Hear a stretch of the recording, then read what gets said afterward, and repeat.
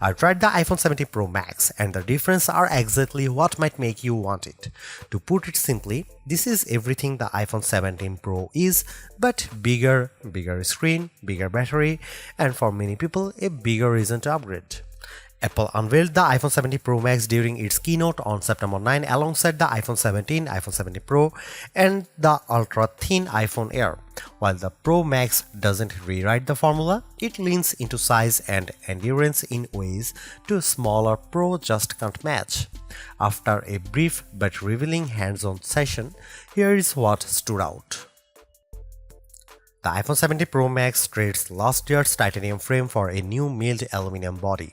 The result is smoother edges, a lighter feel in the hand, and honestly a fresher look than any Pro model we have had in years. There is also a bold new rectangular ceramic to glass cutout on the back that houses the familiar triple camera system. At 6.9 inches, this is a big phone, yet it is not awkward. I found it surprisingly comfortable to hold, especially thanks to the softened lines. Yes, it is slightly heavier than before, but not in a way that drags it down.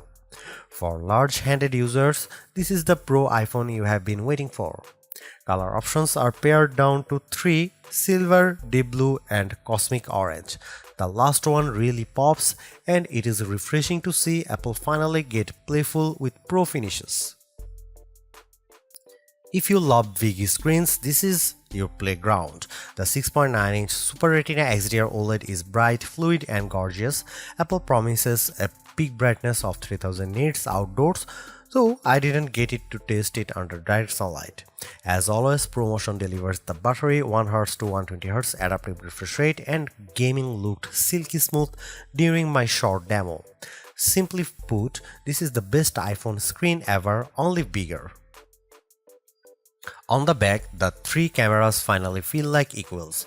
The wide, ultra-wide, and telephoto lenses are all 48 megapixel, with the telephoto capable of 4x full-raise optical zoom and up to 8x at 12 megapixel through pixel mining. In my quick test, photos looked crisp and vibrant. Through a real-world shoot will tell the full story.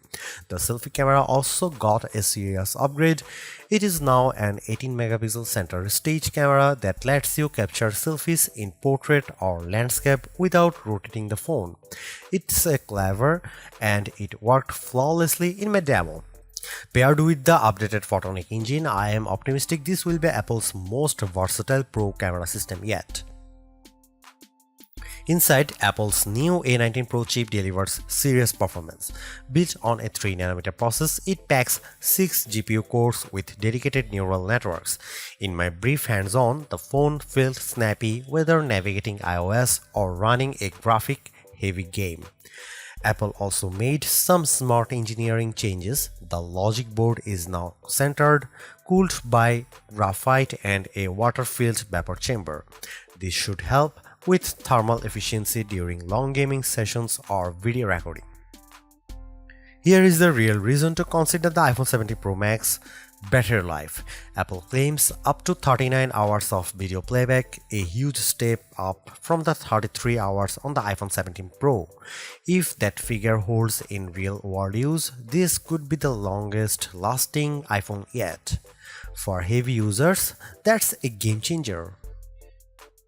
The iPhone 17 Pro Max starts at $1,199 for 256 GB storage, same as last year.